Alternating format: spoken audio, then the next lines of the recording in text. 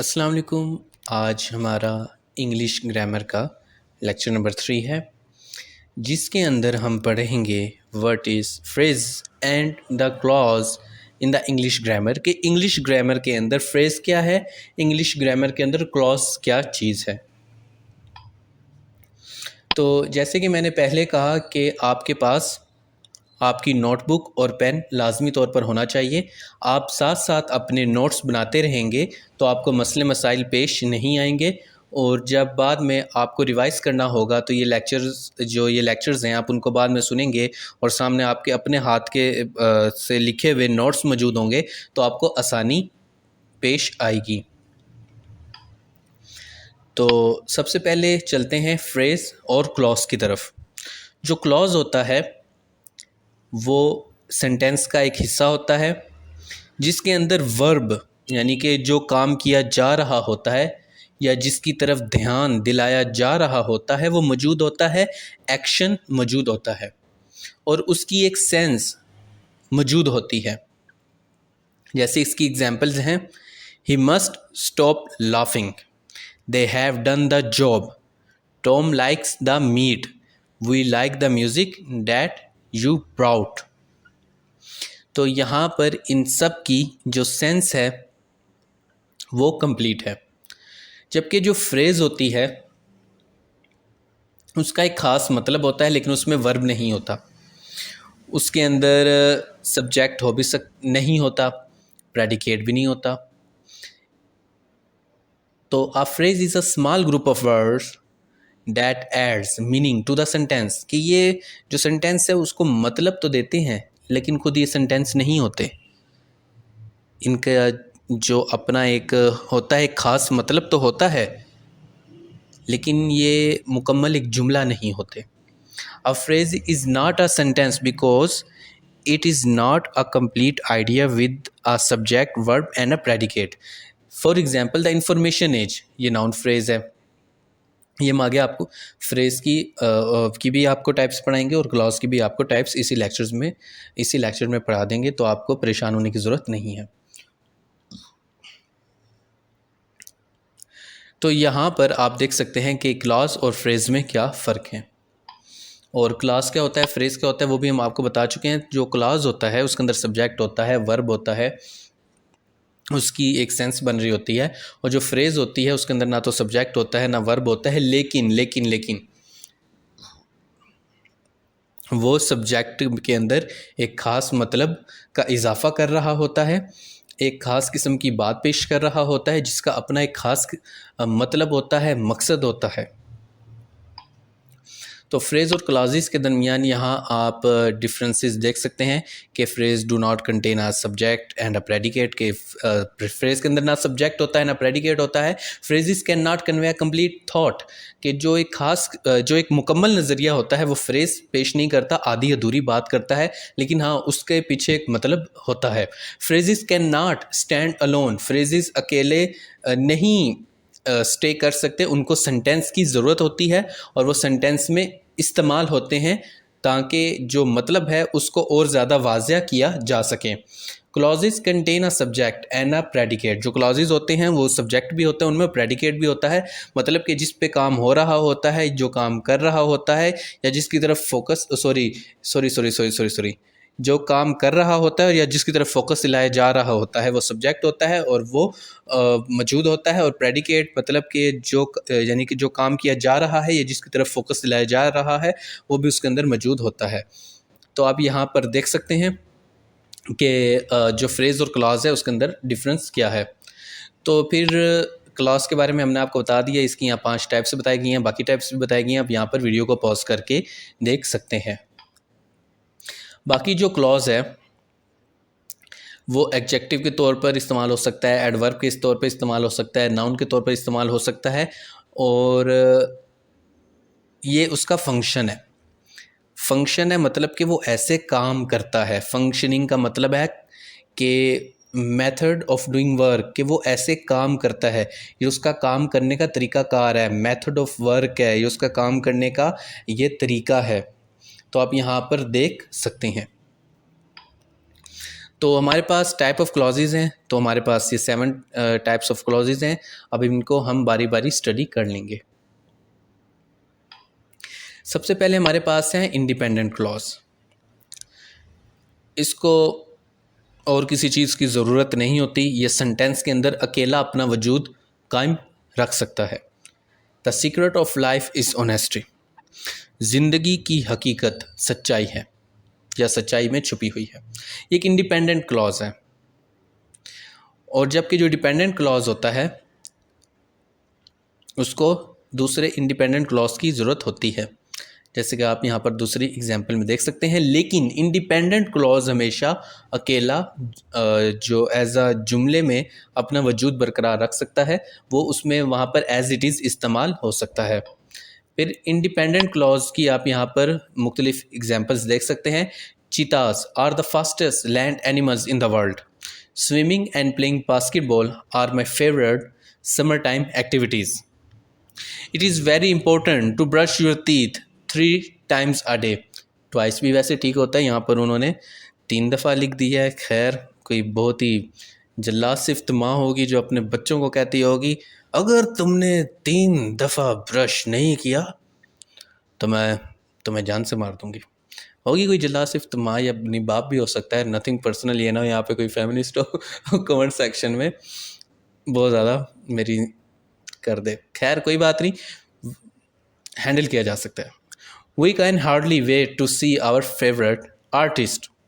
तो यहाँ पर आप देख सकते हैं कि जो इंडिपेंडेंट क्लॉजेज हैं वो अपना वजूद बरकरार रखे हुए हैं और उनको किसी दूसरी चीज़ की ज़रूरत महसूस नहीं हो रही। फिर इंडिपेंडेंट और डिपेंडेंट के दरमियान फ़र्क यही होता है कि जो इंडिपेंडेंट होता है वो एज इट इज़ सस्टेन कर सकता है, और जो डिपेंडेंट होता है उसको पहले किसी चीज़ की ज़रूरत होती है। जैसे कि वो गिर गया क्योंकि फ़र्श गीला था। अब आप देख सकते हैं कि वो गिरा क्योंकि फ़र्श गीला था। तो यहाँ पर एक चीज़ का सहारा आ गया है जुमले में, जो कि पहले वाली चीज़ को या जो बाद में आने वाली चीज़ है उसको अच्छे तरीके से एक्सप्लेन कर रहा है। वो बिरयानी की पूरी प्लेट खा गया क्योंकि वो भूखा था, इसलिए उसने बिरयानी की पूरी प्लेट खा ली। ठीक है, अब आप देख सकते हैं कि जो डिपेंडेंट होता है उसको किस तरह से दूसरे की ज़रूरत होती है। फिर आपके पास है कोऑर्डिनेट क्लॉज। कोऑर्डिनेट जो क्लॉज होते हैं वो इस तरह के होते हैं कि वो राब्ते का ज़रिया बनते हैं दो सेंटेंसेस के दरमियान और उनको आपस में जोड़ते हैं। ठीक है, इसके लिए फॉर इस्तेमाल होता है और एंड इस्तेमाल होता है, इधर और नाइदर इस्तेमाल हो जाता है। ओके, तो इस तरह से जो जुमलों को आपस में जोड़ा जाता है वो इस तरह की टाइप्स हैं। जैसे कि यहाँ पर we bought bread cheese and a bottle of wine. यहाँ पर आप देख सकते हैं if you study really hard I am sure you will pass the exam. The girl who jumped into the pool was my sister, etc etc। Okay, फिर आपके पास है subordinate clause.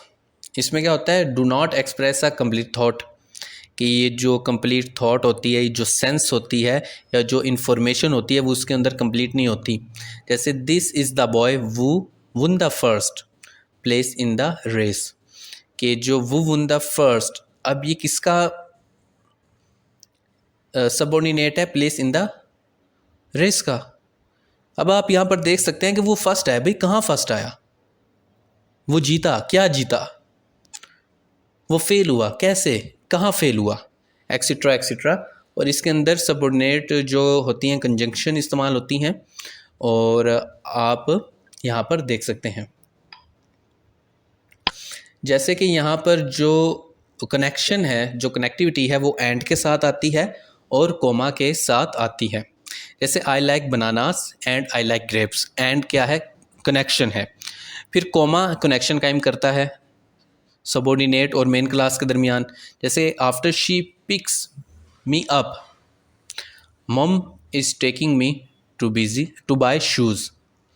Subordinate clause और मेन क्लास के दरमियान coma connection कायम कर रहा है। इसके अलावा वेयर, जो कंजंक्शंस हैं वो भी कनेक्टिविटी को कायम करती हैं मेन क्लास और सबऑर्डिनेट क्लास के दरमियान। जैसे I first met her in Paris where I lived as a small child. अब यहाँ पर मेन क्लास क्या है, I first meet her in Paris, कि अपनी एक कंप्लीट सेंस रखता है। वेयर, जहाँ, I lived as a small child. अब I lived as a small child कि मैं वहाँ पर जब मैं छोटा था तो मैं रहता था। भाई कहाँ रहते थे, तो वो पहले वाला क्लास बता रहा है कि पेरिस में। तो ये वो मेन है और ये उसका सबऑर्डिनेट है कि इसको उसकी ज़रूरत है, लेकिन उसको इसकी ज़रूरत नहीं है। इस वाले को उसकी ज़रूरत है कि जब मैं छोटा बच्चा था मैं वहाँ रहता था। भाई कहाँ रहते थे, हमें क्या पता, हम कौन सा तुम्हारे खाला के लौंडे हैं कि जो हम पहचान जाएंगे, वगैरह वगैरह वगैरह। तो यहाँ पर ये चीज़ बताई जा रही है। जैसे Sam danced gracefully even with a back injury. जैसे कि आप यहाँ पर देख सकते हैं कि लश्कारे ढुमके, आहा सुभान अल्लाह, अस्तगफिरुल्लाह। तो यहाँ पर मेन क्लास और सबऑर्डिनेट क्लास आप देख सकते हैं। जो मेन क्लास है वो सेंस कंप्लीट रखता है, जबकि जो सबऑर्डिनेट क्लास है उसको पहले वाले की ज़रूरत होती है ताकि वो अपनी सेंस कंप्लीट कर सकें। खैर, वैसे ये जो नीचे नौजवान हैं ये अच्छे ढुमके लगा रहे हैं। फिर सबऑर्डिनेट क्लॉजेस की यहाँ पर कुछ एग्जांपल्स हैं, वो आप यहाँ देख सकते हैं। वीडियो को पॉज करके आप इन पांचों को स्टडी कर सकते हैं ताकि आपके अंदर जो कन्फ्यूजन है वो काफ़ी दूर हो जाएगी। फिर आपके पास है रिलेटिव क्लॉजेस। रिलेटिव क्लॉजेस में दो जो क्लॉज होते हैं उनके दरमियान एक ताल्लुक़ होता है, उसको वो और डैट की मदद से प्रेजेंट यानी कि जोड़ा जाता है। विच डैट की मदद से जोड़ा जाता है। जैसे कि वो और डैट की एग्जांपल है, डैट्स द वुमेन वो बाउट माई हाउस। ये वो औरत है जिसने मेरा घर खरीदा। मैं मजबूर था, मेरे पास खाने को पैसा नहीं था और मैंने अपना घर बेच दिया। अल्लाह ना करे मुझ पे ऐसा वक्त आए। तो डैट्स द वुमेन, ये वो औरत है, वो बाउट माई हाउस, जिसने मेरा घर खरीदा। तो यहाँ पे जो वो है वो जोड़ रहा है रिलेटिव क्लॉजेस को जो एक दूसरे के साथ रिलेट कर रहे हैं। आप देख सकते हैं कि जिसने मेरा घर खरीदा ये वो औरत है, इन दोनों के दरमियान एक ताल्लुक मौजूद है। फिर विच और डैट की एग्जांपल है, the horse which Mary was riding is very friendly and beautiful.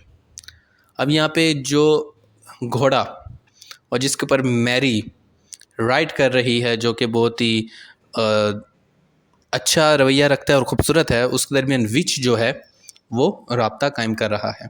फिर वेयर रेफर्स टू प्लेस, ये प्लेस से के प्लेस के बारे में इंफॉर्मेशन देता है। We found the wood where I use to go. आप देख सकते हैं कि किस तरीके से यहाँ पर जो रिलेटिव क्लॉजेज हैं वो एक दूसरे के साथ कनेक्टेड हैं। इनमें से एक मेन क्लॉज है और दूसरा उसका रिलेटिव है जो कि उसको और ज़्यादा स्ट्रेंथ फ्राहम कर रहा है। और वो, that, which, that, where, when, whose, ये सारे इनको आपस में जोड़ रहे हैं, कनेक्शन कायम कर रहे हैं। फिर यहाँ पर जो रिलेटिव क्लॉजेज हैं उनकी आप ये भी मिसाल देख सकते हैं। जैसे कि एक एग्जांपल है, do you know the artist his car was stolen, कि क्या तुम गार्लिस्ट को जानते हो जिसकी गाड़ी चोरी हो गई। अब उसको ऐसे भी कहा जा सकता है, sorry, do you know the artist his car was stolen, do you know the artist, फिर सवाली निशान है, हिज कार वाज स्टोलन। ये यूजिंग हुज की मिसाल मैं पेश कर रहा हूँ। तो इसको ऐसे भी यानी कि रिप्रेजेंट किया जा सकता है, do you know the artist whose car was stolen. फिर है यूजिंग वेयर, वेयर का इस्तेमाल। फिर यूजिंग व्हेन, व्हेन का इस्तेमाल। 1821 is the year Napoleon Bonaparte died then. इसको ऐसे लिखा जा सकता है, 1821 is the year when Napoleon Bonaparte died, etcetera etcetera.